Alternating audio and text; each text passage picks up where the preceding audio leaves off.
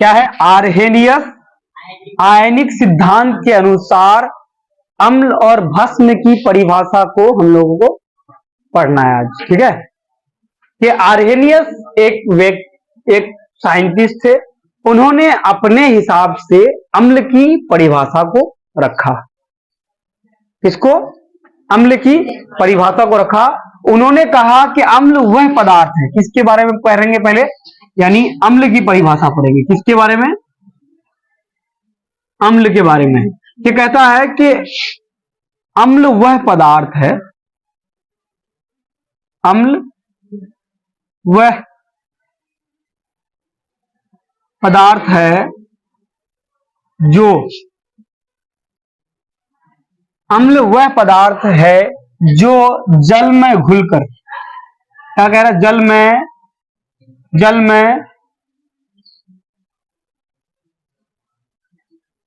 जल में घुलकर हाइड्रोजन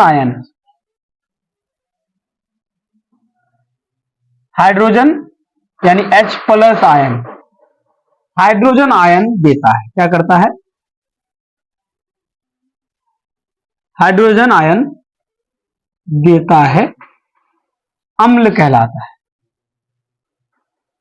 क्या कहलाएगा? अम्ल कहलाता है। मेरे साथ उतार देंगे आप लोग। कहलाता है, कहता है कि अम्ल वह पदार्थ है जो जल में घुलकर हाइड्रोजन H+ आयन देता है, अम्ल कहलाता है। क्या कहलाता है? अब हम लोग देखेंगे कि जैसे हाइड्रोजन क्लोराइड HCl को हाइड्रोजन के संपर्क में जब रखते हैं, यदि हाइड्रोजन ऑक्साइड, एग्जाम्पल ग्रेसिया लिख लेंगे इसको, कि हाइड्रोजन क्लोराइड को जब जल के साथ मिलाया जाता है, क्या किया जाता है? मिलाया जाता है, तो क्या बनता है? तो क्या बनेगा इसमें? H+ आयन बनेगा। क्या आयन बनेगा? और Cl-। अब यहां पे उसी तरह से दूसरी बात H2O की करेंगे। H2SO4 के साथ जब ये वाली बात होती है, यानी कौन सी वाली बात? ये जल में जब घुलाते हैं तो H+ आयन प्रोड्यूस कर रहा है। क्या कर रहा है? H+ आयन देता है। जब भी किसी भी अम्ल को, चाहे वो किसी भी टाइप का अम्ल हो, उसको अगर हम जल में घुलाते हैं तो H+ आयन प्रोड्यूस करता है, आयन देता है, अम्ल कहलाता है। जैसे हमने हाइड्रोजन क्लोराइड यानी HCl अम्ल को हाइड्रोजन यानी हाइड्रोजन ऑक्साइड, इसको जल कहते हैं, में घुलाया तो H+ और Cl- आयन दे रहा है। उसी प्रकार से H2SO4 भी एसिड है और उसको हाइड्रोजन ऑक्साइड यानी जल के साथ हमने अभिक्रिया कराया, तो यहां पे क्या बनेगा भाई? आपका बनेगा 2H+, उसके साथ साथ आपको मिलेगा SO4 2-, ये बन रहा है। उसी प्रकार HNO3 अगर लेंगे, HNO3 के साथ जब हमने हाइड्रोजन ऑक्साइड यानी जल को मिलाया, जल में घुलाया, तो क्या तैयार होगा? फिर से H+ आयन बनेगा और साथ ही साथ आपका NO3 2- बनेगा। याद रखिएगा, जब भी जहां देखिए हर जगह क्या हो रहा है? यह हाइड्रोजन आयन बन रहा है। क्या बन रहा है? हाइड्रोजन आयन बन रहा है। यानी किसके साथ रिएक्ट करा रहे हैं? जल के साथ जब अभिक्रिया कर रहा है तो क्या दे रहा है? क्या दे रहा है? हाइड्रोजन। अब अगला हम लिखेंगे भस्म की परिभाषा। किसकी परिभाषा? भस्म की। इससे पहले हमने क्या पढ़ा? ये अभी जो पढ़ा, अम्ल, यानी आर्हेनियस आयनिक सिद्धांत के अनुसार अम्ल की परिभाषा। अब हम लोग किसकी परिभाषा? यानी भस्म के बारे में पढ़ेंगे। किसके बारे में?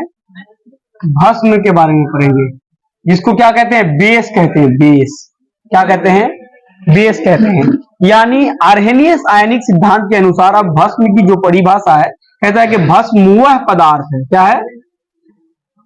ये कौन कह रहे हैं? ये आर्हेनियस जो हमारे मामू है, कौन है?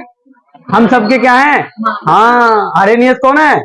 हम सबके मामू, हाँ आर्हेनियस। इन्होंने ही कहा था कि भस्म वो पदार्थ है जो जल में घुलकर हाइड्रोक्साइड आयन देता है। क्या देता है?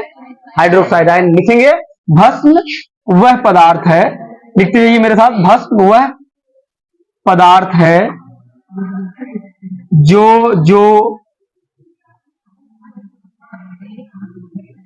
जल में घुलकर हाइड्रोक्साइड आयन, घुलकर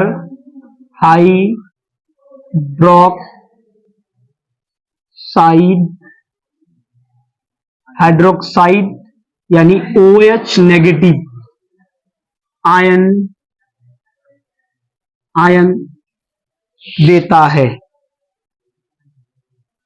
देता है, भस्म कहलाता है।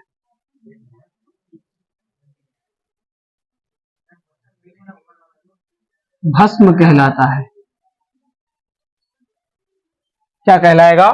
भस्म कहलाएगा। यानी भस्म वह पदार्थ है जो जल में घुलकर हाइड्रोक्साइड आयन देता है, भस्म कहलाता है। हाँ बिल्कुल, आर्हेनियस आयनिक सिद्धांत के अनुसार भस्म की परिभाषा है, ऐसे लिखना है आपको। आर्हेनियस आयनिक सिद्धांत के अनुसार भस्म की परिभाषा दें। ठीक है, तो भस्म वह पदार्थ है जो जल में घुलकर हाइड्रोक्साइड OH- यानी आयन देता है, भस्म कहलाता है। अब आप देखिए कि किसके किसके साथ क्या होता है।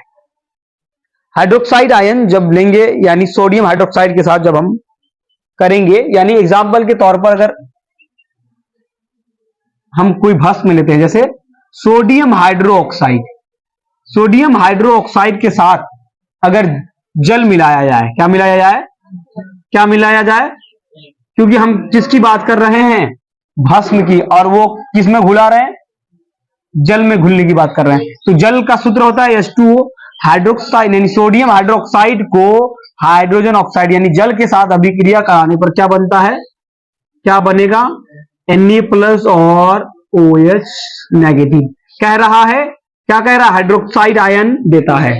तो हाइड्रोक्साइड आयन मिल रहा है, ठीक है, किसके साथ? सोडियम हाइड्रोक्साइड को जल के साथ अभिक्रिया कराने पर सोडियम आयन और हाइड्रोक्साइड आयन देता है। उसी तरह से KOH के साथ, पोटेशियम के साथ जब H2O KOH के साथ जब H2O को अभिक्रिया कराई जाती है तो क्या बनेगा? K+ OH- फिर से यहां पे मुक्त होगा, क्योंकि फिर से OH आयन देगा। उसके बाद उसी तरह से एक और एग्जांपल लेते हैं, इसी तरह से एक और कोई एग्जांपल ले सकते हैं। इसमें से कोई एक आप बताएं जो भस्म हो, कोई एक भस्म का सूत्र बताएं। सोडियम हाइड्रोक्साइड भी भस्म है, KOH भी भस्म है, और कोई तीसरा भस्म जो आपको मालूम हो, बता सकते हैं? देखिए भाई, आप पेज पलटने लग जाते हैं आप लोग। हाँ, कैसे होगा? चलिए अमोनियम हाइड्रोक्साइड की बात करते हैं। किसकी बात करते हैं? अमोनियम हाइड्रोक्साइड की बात करते हैं। किसकी बात करते हैं?